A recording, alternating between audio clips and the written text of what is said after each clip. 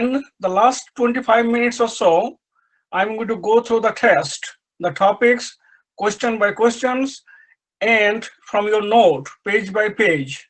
All right? So everybody okay so far? All right. So I'm going to change to the slide mode and putting it to the presentation mode, application screen. If you do not see, let me know quickly, okay? All right. And application screen comes out this. This is the last slide. We talked about it, okay? All right. This is the last slide. We talked about it. And we'll go from there. Everyone okay? All right. So this is the last slide. So far, let me recap what we have done so far. So you're studying the molecular supply with the chemistry, basically, applying to the biological system. So we started with the life form, which molecule gives the life form, and the composition of the life form of the molecule is the DNA, RNA, right? DNA, and that's basically going to atoms, atomic structures, etc., etc. We came up with the elements, metals, non-metals, metalloids. Metals lose electrons to become cations. Anion accept electrons. Non-metals accept electrons to become anions. Cation plus anion make the ionic compounds. Now, then we talked about the properties of ionic compounds. There are three properties basically we look for. They're all important. One of the most important is the electrolytes and non-electrolytes. How do you define electrolytes? If you take an ionic compound, dissolve in water, and put in a setup where you have two poles, cathode and anode, the electrodes, and then you can see the movement of the cations and anions, and that movement is detected by the light.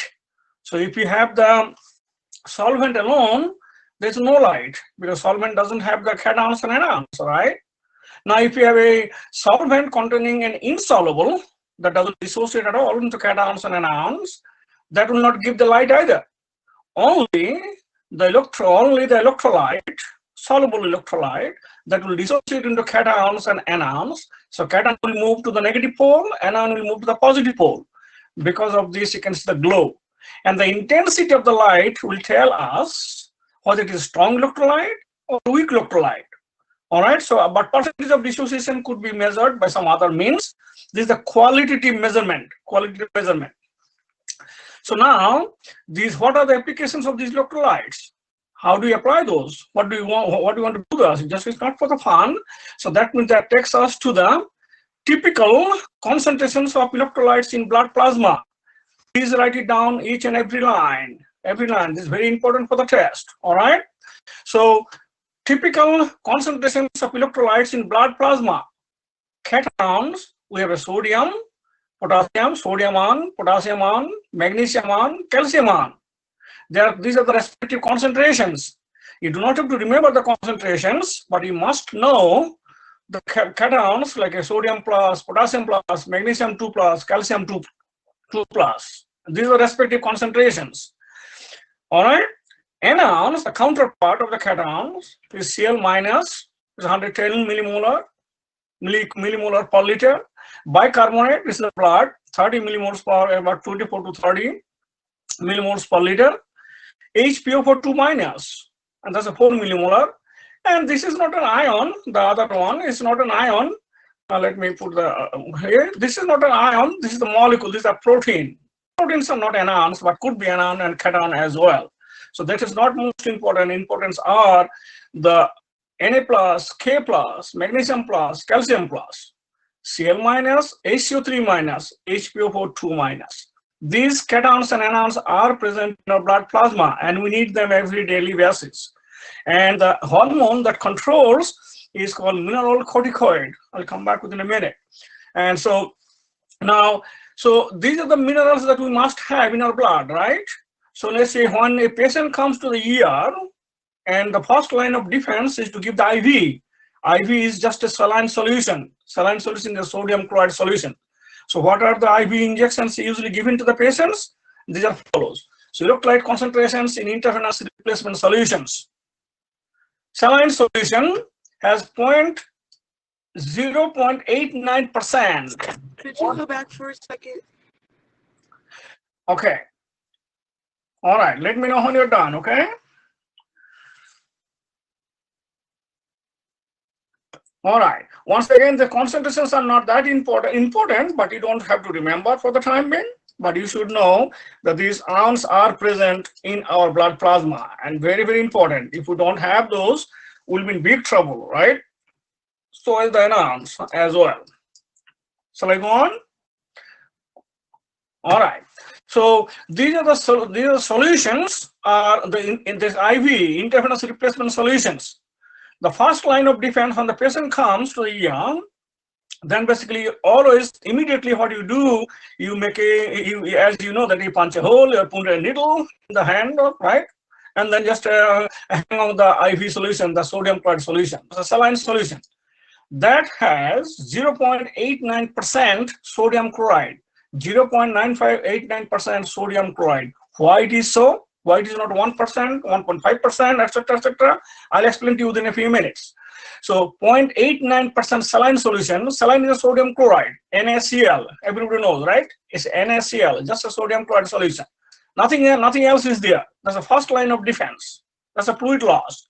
And once the doctor will diagnose that what's the problem with the patient, then he basically give the different solutions on the IV. They replace that the regular IV solution to this. So if the patient is suffering from the malnutrition, do not have a food for a long period of time. For example, someone trapped in a collapsed building or something happened. As you know, these are pretty common stuff, and that's why they go to the ER anyway. And then once it is diagnosed, the person is suffering from malnutrition. There's not enough potassium in the blood. Then you give, and also food. Then this IV injection is given, and that is a KCl containing 5% dextrose. 5% dextrose is a sugar. It's a sugar. So that helps us to help the patient to replenish the energy to some extent. And KCl is, when you say KCl is, as you know, it is important for the muscle function, etc., etc., right? All those tissue functions, in fact. So that's KCl with a 0.5% dextrose is the next solution. Another solution is also given depending on the diagnosis of the patient. If the patient is suffering from a fluid loss or from the dehydration, did not drink for a long period of time, did not get enough fluid in the body, then you replace the Ringer solution. What does it have? It has a sodium plus, that's a concentration, potassium plus, that's a concentration, calcium plus, and Cl minus. Remember those I gave the blood plasma, the ions in the blood plasma. They're all, almost all of them are, you must give in the Ringer solution. That's a replacement fluid and electrolytes lost for the dehydration. And dehydration can cause to several diseases, could lead to the death also if it is a prolonged period of time. So therefore, you give the Ringer solution. So saline solution is the first line of defense. Second, if the malnutrition, then a KCl with a 5% dextrose solution. And then if the patient is suffering from dehydration, do not have enough, plenty of fluid in the body, and then obviously that you change to Ringer solution. So these are the solutions called IV intravenous replacement solution for the patients. All right. Now, once again, 0.89% sodium chloride is very, very important. If you give higher concentration or lower concentration, patient will die. And I'll explain to you within a few minutes why it is so. So keep in mind, right? Next one, those ions must be present in our body.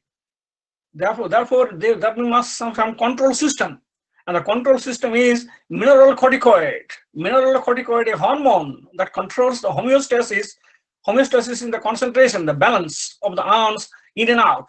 As you know, whenever you eat something, you get plenty of ions, sodium ion, potassium ions, calcium ion, depending on what type of food is there, right? If you have too much of it, it will be excreted, and if you have less of it, then you have to put it, right? You have to put it there. And the hormone who controls in the mineral or corticoid. Mineral is the ions, corticoid is a steroid hormone. So it's a mineral corticoid, a hormone that controls the balance of these ions inside our body. As you probably saw, these are all listed right here. So sodium plus, potassium plus, calcium plus, magnesium plus, zinc plus. Now, when you have these ions, they have to get inside the cell if you have less amount. If you take it in your stomach, goes there, it goes to the blood supplies those ions to the cells. So now, and hormone that controls this is a mineralocorticoid. Now, when it wants to put these ions inside the cell, it doesn't go just easily. You have to have several pumps or channels or tunnels are required to put those ions in and out.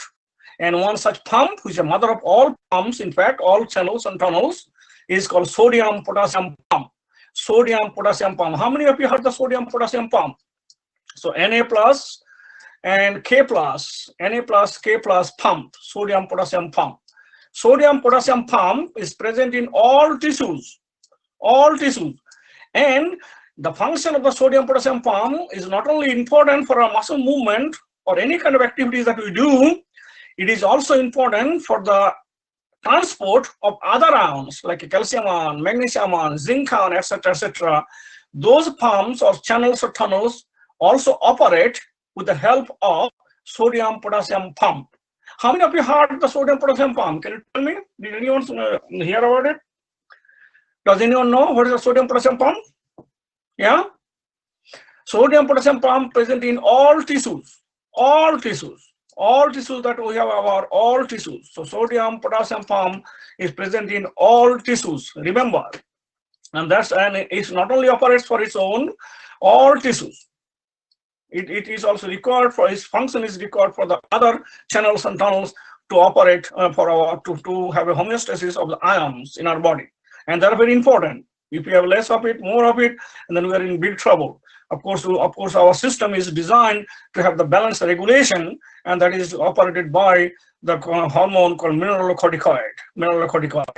So everybody okay so far? All right, I'll move to the next one. So we talked about the electrolytes and non-electrolytes and the properties and the applications. The last but not the least for this exam, for the first exam, is osmosis and osmolarity. We'll talk about the dialysis after the exam, okay? So what is osmosis? Osmosis, and how do you measure the osmosis? The measurement of osmosis is done by the osmolarity, is a pressure. So what is osmosis?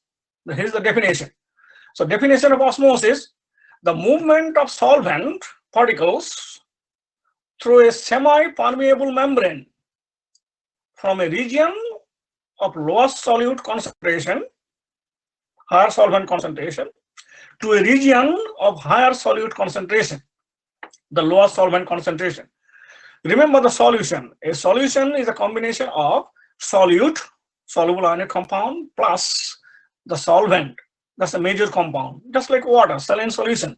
You have some NaCl, plenty of water, dissolve it. That's a solution, saline solution. So what does it have? It has NaCl plus water. So water is a solvent, NaCl is a solute, right? So the definition of a osmosis is the movement of solvent particles. Let's say in case of water, in this case, through a semi-permeable membrane from a region of lowest solute concentration, meaning the diluted solution, to a region of higher solute concentration, meaning the higher concentration of the solute. All right, meaning the solution is higher dense. What is a semi-permeable membrane? A membrane with tiny pores that are big enough to allow the solvent molecules to pass through, but not big enough to allow the passage of the large solid molecules. So solid molecule cannot pass because they are bigger than their radius or diameter is bigger than the solvent molecule. Solvent is always small, water, right? H2O. So a membrane with a tiny pores that are big enough to allow solvent molecules to pass through them, but not big enough to allow the passage of large solid molecules. And I'll explain to you in a minute. Maybe I'll show the picture. I'll come back to the slide. So let's say we have a chamber separated into half, and this is the separation is done by the semi-permeable membrane. Differentially permeable, it's called semi-permeable membrane. In the membrane, what you see, you have some tiny holes. These are the holes. All right, those are tiny holes up there. And left-hand side has water only. That's a water, WATR, water molecule. So these are all water molecules, some blue balls, small blue balls, right? This side have a solution.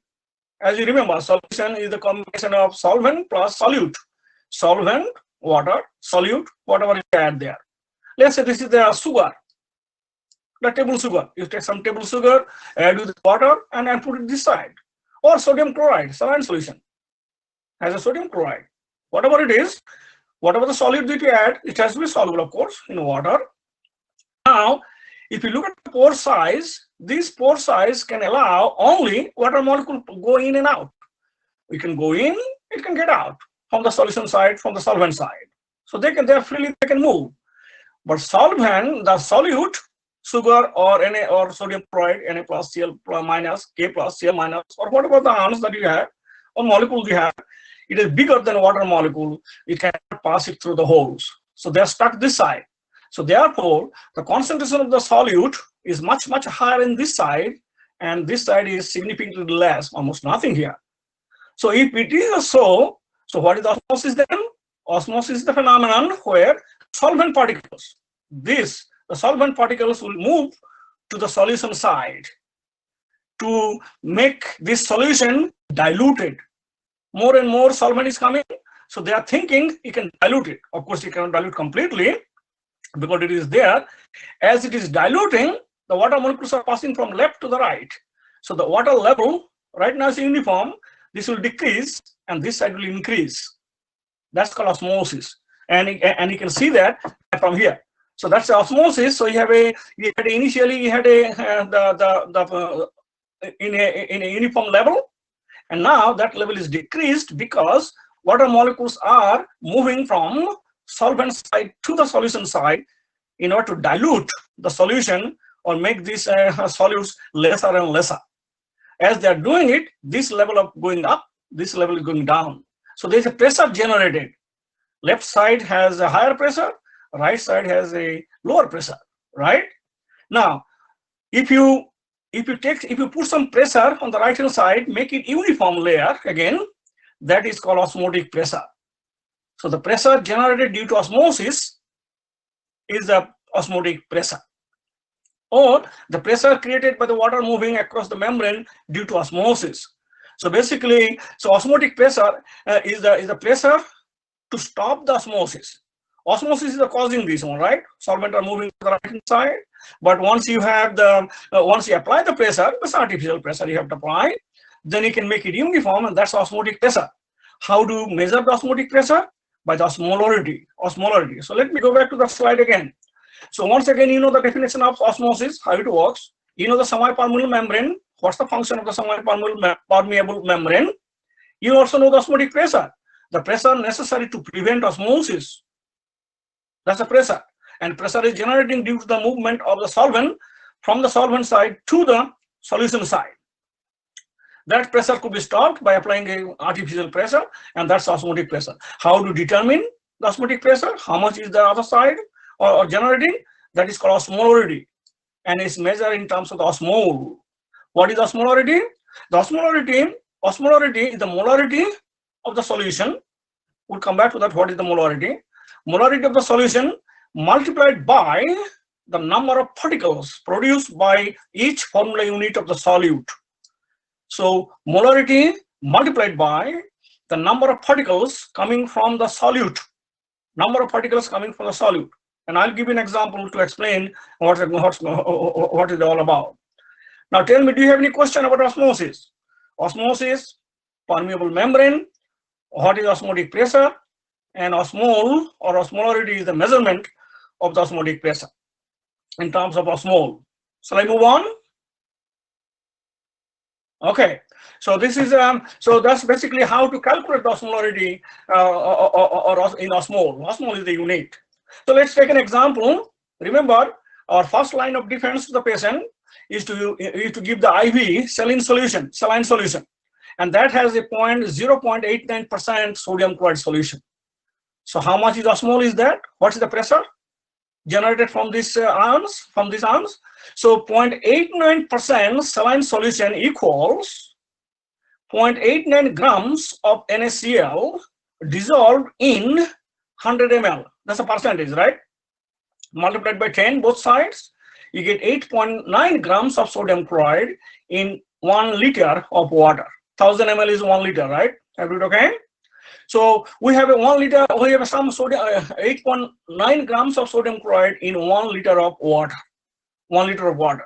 So now, first thing first, we have to calculate the molarity. So what is the molarity? So molarity is defined like this way.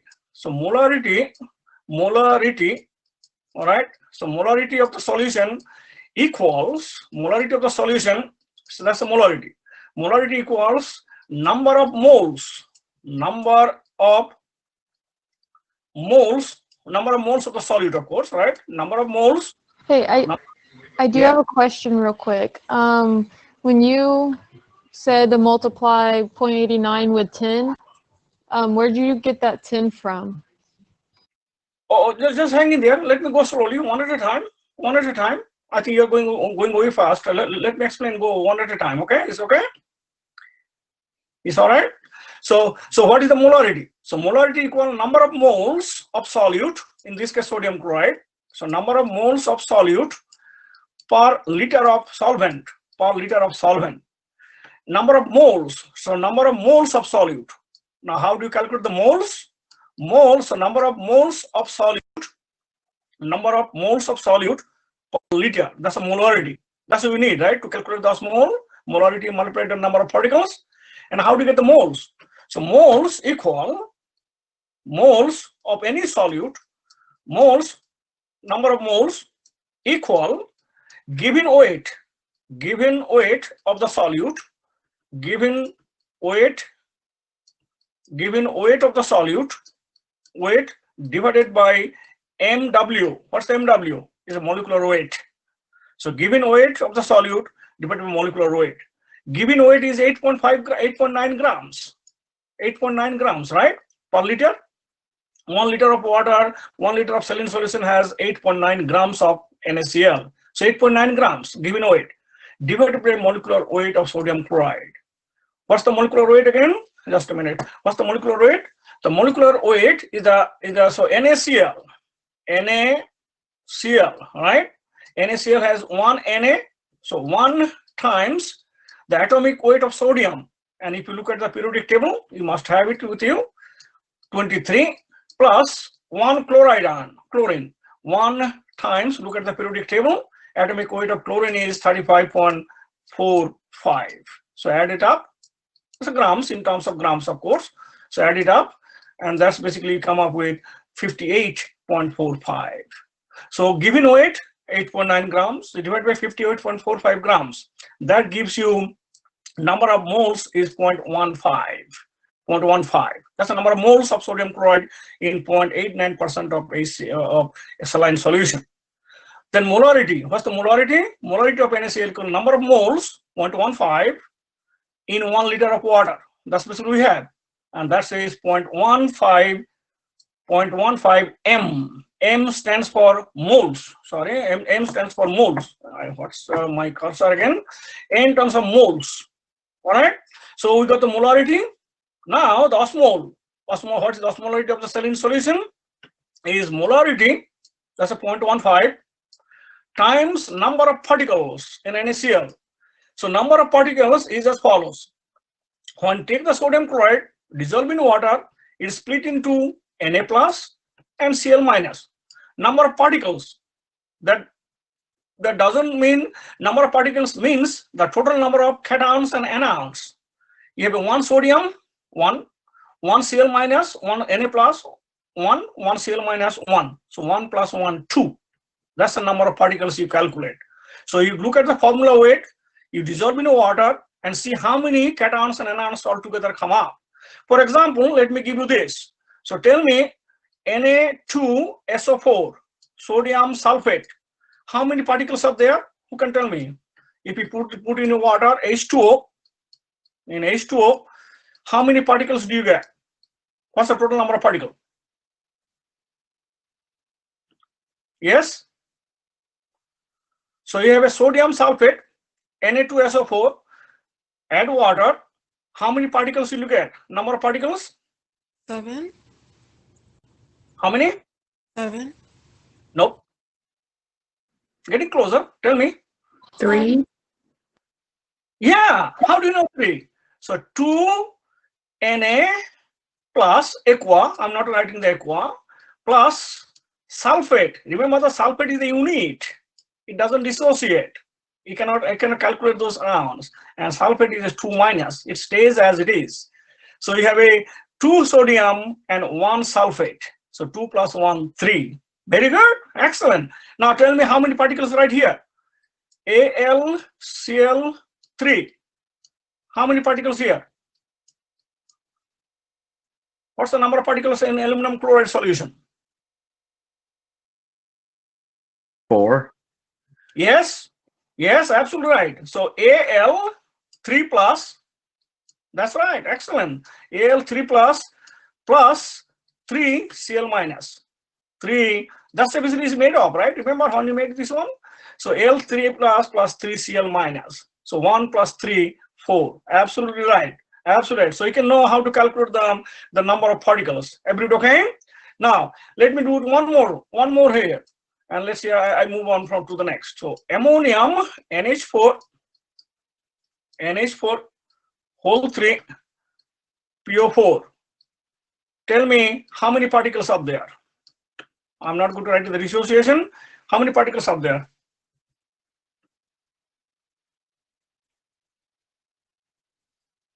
Yes? Is it 4? Yeah. How do you know that? That's pretty good. Yeah. 3 NH4 plus PO4. Remember, these are all unit. They are polyatomic anions or cations. 3 minus. That is correct. So 3 for the ammonium ion plus 1 phosphate ion, 3 plus 1, 4. Excellent. Very good.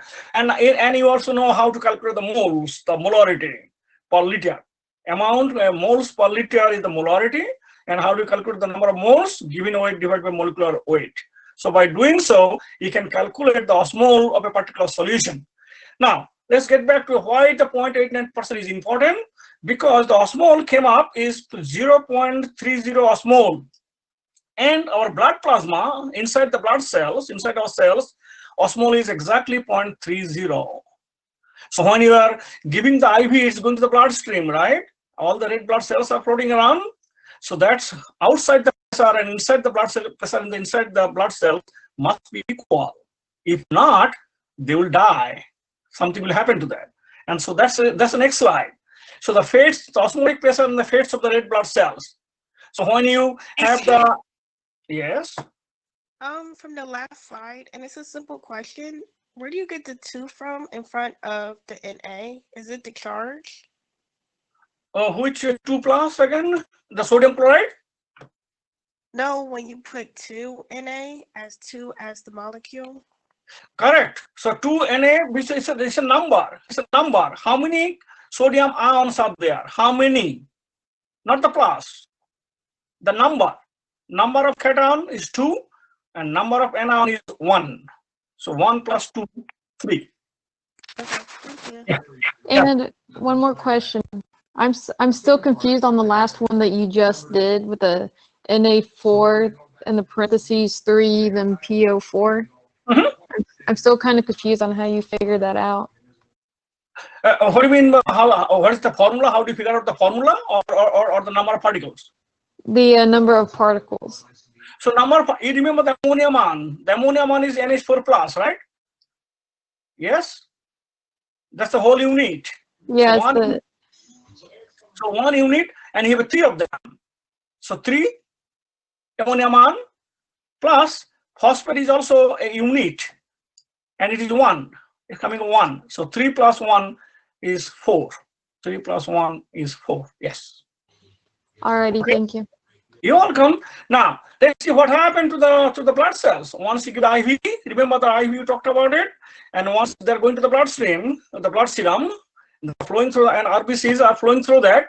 So if you have the solution which has the osmole 0.03, so osmole of the solution is 0.30 osmole outside, and inside the blood cells it is standard 0.30 osmole. So they are same, right? That's called isotonic solution. So when the osmole outside the blood cells and inside the blood cells are equal, 0.30 osmole, and that are isotonic solution. They live happily ever after, the normal.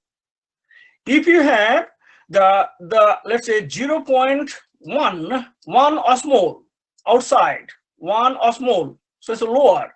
You have a 1 osmol outside, 0.1 osmol outside, and inside, let's say you cannot see probably.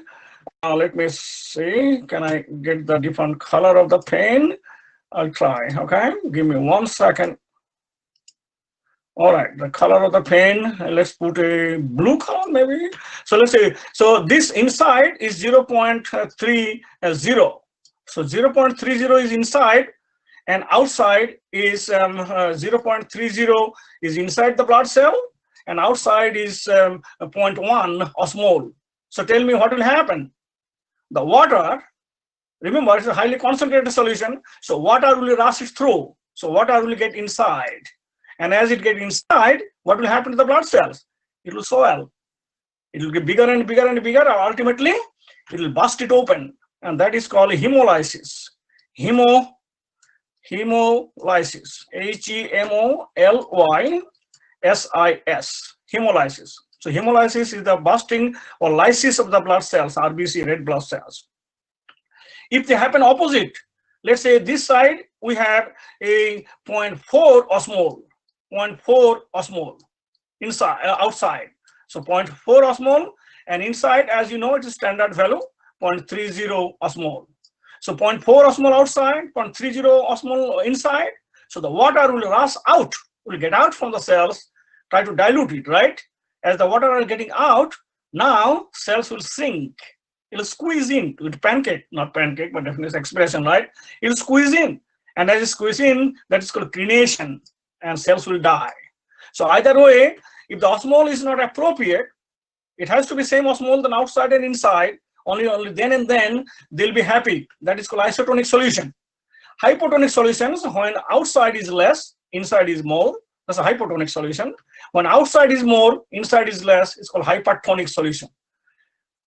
Hypotonic or hypertonic, either one of the solutions, they will kill the red blood cells. So therefore, 0.89% NaCl is the best shoot for the osmolarity of the blood cells, and they'll be happy. All right. So that's the key. That's the application of the osmosis and the fate of the red blood cells. I'm going to stop here for the first test. The test will include up to this point. All those things, whatever we discussed today, everything will be there in the test. There's no doubt about it, one way or another. So you must study those, must read those very carefully, and you have a weekend to prepare for it. And Monday, our exam will start at 10:50. I'll send the exam to everybody 10:50. Students with the SAS, do not, no offense to anybody, right? They will get the, I'll send the exam to them at 9:50, 1 hour early, so they can have additional time to finish it up. And you can finish up the exam by 12 noon, and that's basically, so you can take another 10 minutes from there, 10 minutes from this side if you need it. But most of the questions that I have about 40 questions, by the way, 40. And those 40 questions should not take more than 30 minutes. These are all multiple choice questions. If you read everything, whatever we talked about it. Everybody okay? Now I'm going to the topics. Let me see how much time we have, and I'm going to the topics by topics. Whatever time we have, it doesn't matter. Everybody okay? Yes? Any questions? You said the exam starts at 10:50? I will send you the test around 10:50. Oh, it should start at 11, but I'll send it 10 minutes early because some people may have some technological issue, etc., right? It happens. So yeah. All right. And what time will the study guide be posted? Study guide I do not post. I'm going through right now. So I'm going to turn off that in. I'm going to turn off the video chat. So definitely we are not going to, I'm going to put the screen, not sharing the application screen. All right, so let me turn off this. I have a question. I think he just left. He did. What a shame. Oh my god. What a So he doesn't post the study guide? Where did my man's go? Oh my god. I think he said he was gonna share the study guide on here, and then He's And like then jokes on you. Going through So the answer is not sure. on this exam. I think he's just going over the questions. I don't think we get like an actual study guide.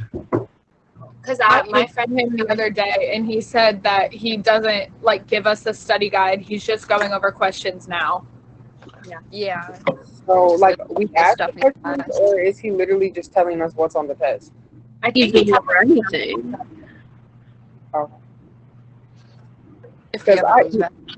I emailed him at the beginning of the school year. I was just like, "Hi, I'm wondering if you give out study guides," and he's just like, "Yes." Oh, yeah. Oh, you cannot hear me because I just turned it off. I'm sorry.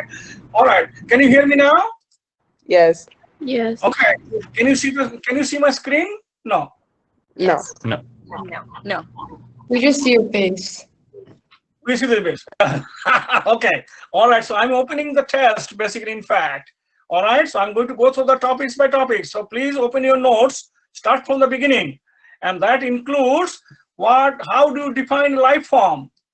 How do you define a life form? What is the molecule of the life form?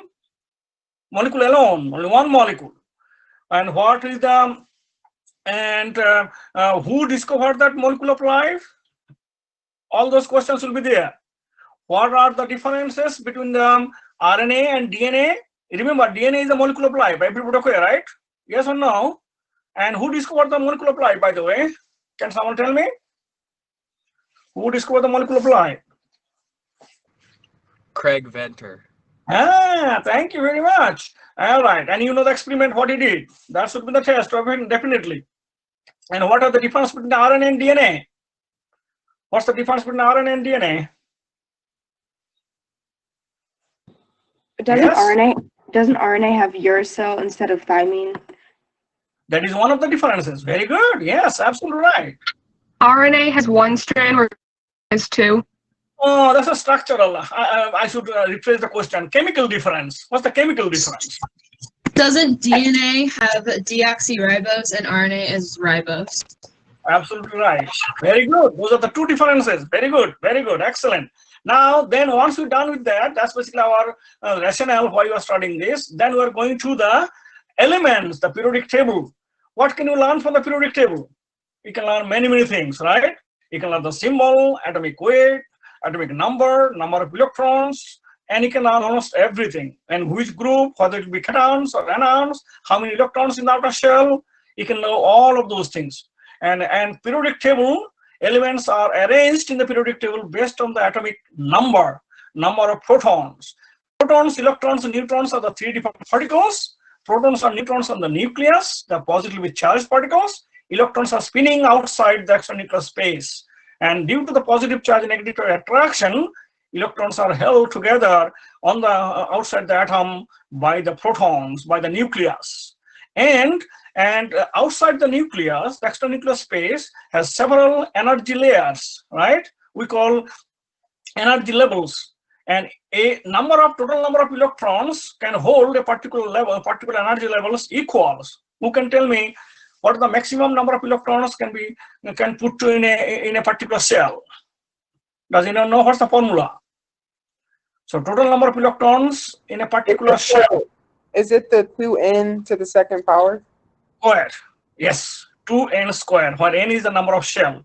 So if you have a 7 cell, so 2 times 7 square is 98 electrons could be outside. That is correct. Very good point. Yes, very good.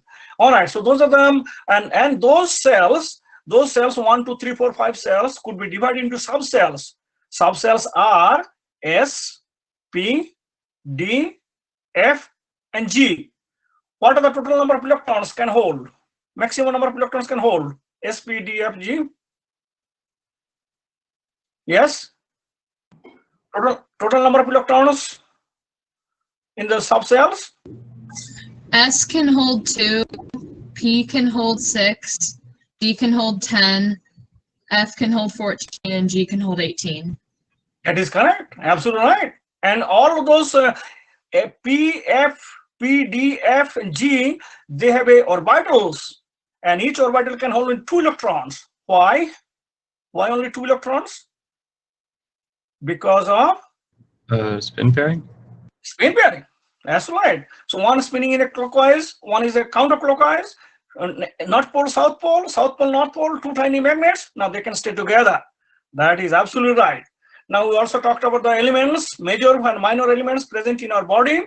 Then we also talked about some of the functions of some of the ions and important in our organelles. Let me give you one example. What is the importance of a cobalt? Cobalt 2+ in our body. Look at your note. It's there. It should be there. Importance of cobalt. B. It's a vitamin B12. Vitamin B12. That's right. What is the importance of copper? What is the importance of copper? Copperan. Mitochondria. Mitochondria. What is the importance of Fe2+, Fe3+? Red blood cells. Red blood cells. Right? All right. Okay, so in the periodic table, as you probably know, we have a group 1A, 2A, 3A, those are metals. 5A, 6A, 7A, those are non-metals. And any particular group, if you know the properties of one element, you can extrapolate the fact to the other elements as well in a particular group. This is known as periodicity. But the properties of group 1 elements and properties of group 2 elements are not the same. That is called periodicity of the element, periodicity in the periodic table. Very good. Now, when you fill up now you must know the electronic configuration. Electronic configurations are, as you know that we did all of them. Please study everything. Condensed form, the expanded form, number of electrons in the outer shell, position in the periodic table, how many cations and anions they will make, how they make the basic principle of making ionic compounds is the cations plus anion together. So all those questions will be asked. All of them will be there, many different formats. All right. And so basically, let's say one can ask, if I ask an element has the atomic number 19, will it accept electron or gain electron? You have to know for the electronic configuration. So 18, 19, it is group 1A. Group 1A is a metal. Metal lose electrons. It becomes 1+, 1 cation, monovalent cation. These kind of questions will be entertained. Likewise, the basic principle of cations and anions combine together to make ionic compounds, and we'll be making many compounds.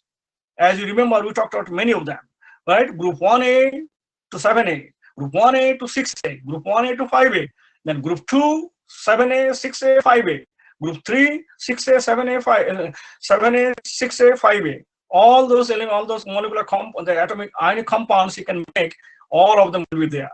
All right. And I'll also give you many of those. I'll also ask the polyatomic anions and cations. You must remember that ammonium NH4, phosphate PO4 3-, sulfate SO4 2-, carbonate CO3 2-, hydroxide OH-, nitrate NO3-, nitrite NO2-, bicarbonate HCO3-.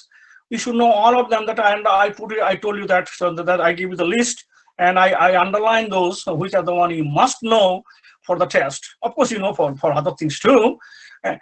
Now, once you have ionic compounds, then we made the ionic compounds with the non-metals, polyatomic anions, cations together, and the metals and polyatomic anions together. We made many compounds. You can make thousands of compounds in principle, right? All those compounds, the properties, some of them are soluble, some of them insoluble. How do you know they're soluble? Once you put in water and set up electrodes, 2 electrodes, and you can see the current, and electrodes are connected with the battery, with the bulb, then you can see the light. And based on the light, one can tell it is strong electrolyte or weak electrolyte. So when the electrolytes, the soluble ionic compounds dissolve in water, how do they exist? They are separated. Cations and anions are separated, but they are surrounded by water molecules. How many water molecules surround the cations and anions? How many? Is it 4 to 6? Yes, absolutely right. It's 4 to 6. And what do they make? What is the call? They're protecting the cations and anions. What is the call?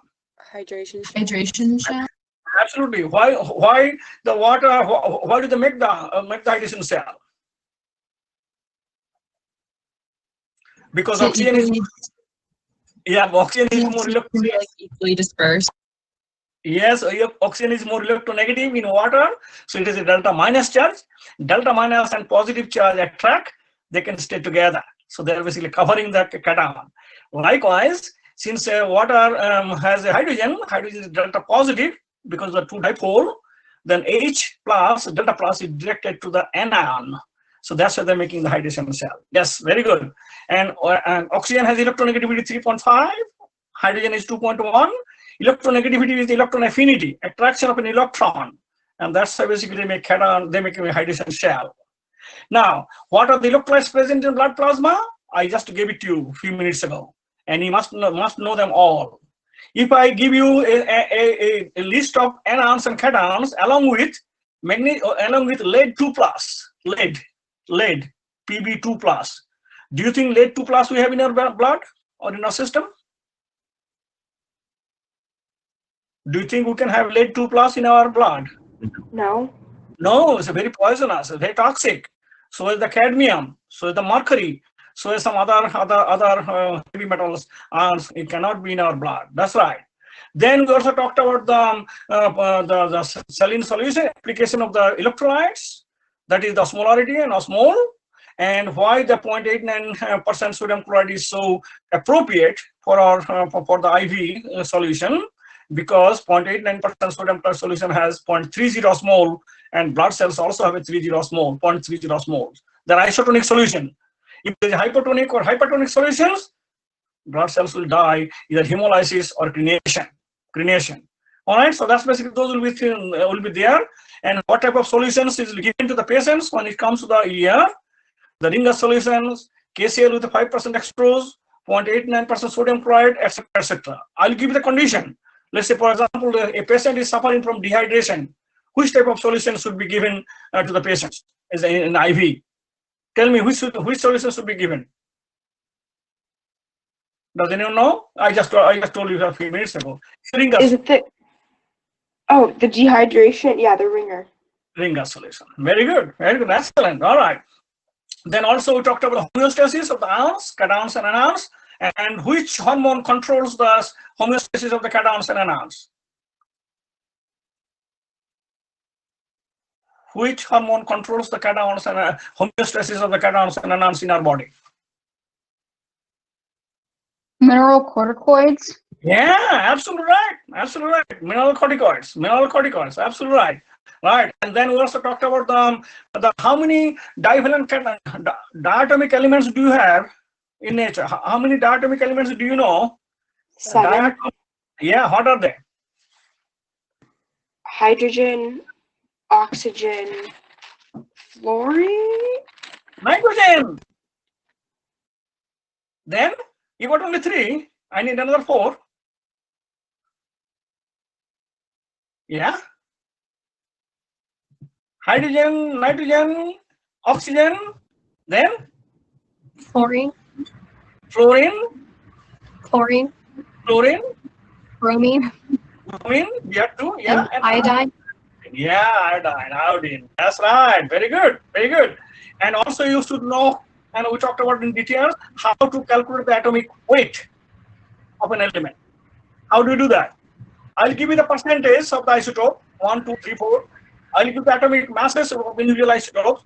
What you have to do, take the percentage, divide by 100, multiplied by the individual masses. Add them up, you get the atomic weight. Yes or no?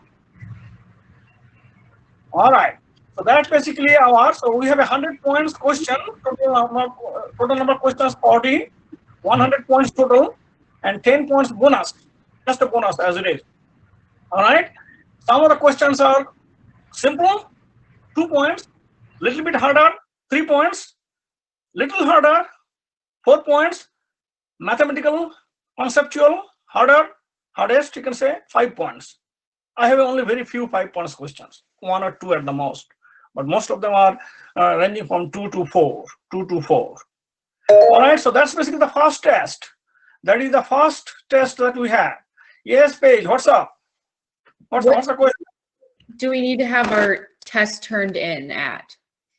Okay, so what basically, I gave you the sample answer sheet, right? Already a little bit earlier, so you'll be prepared for it. So what you can do, and that answer sheet I'll attach to the question, my test as well.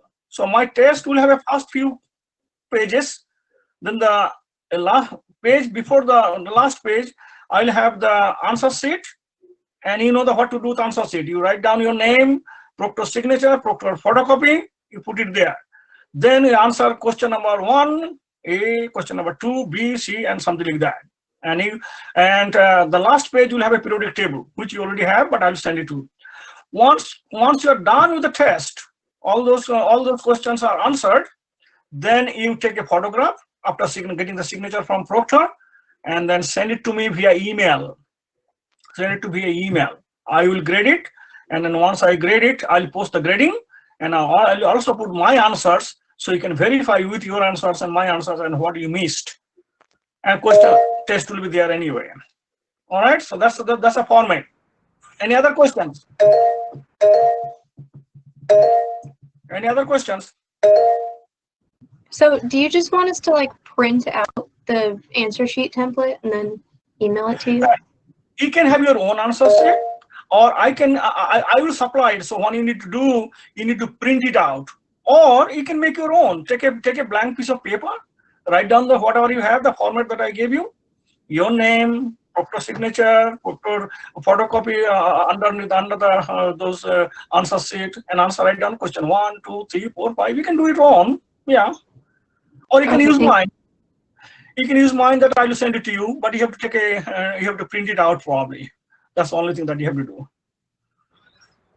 Okay. Any other questions? So are we, after we complete our test, are we going to email the answer sheet and the picture of our proctor right back to you? Yeah. Okay. Yes. So the question that I'll the test I'll send you in the email. So basically I use all users. Then I'll attach the question, the file. That file will have the questions, the answer sheet, a periodic table.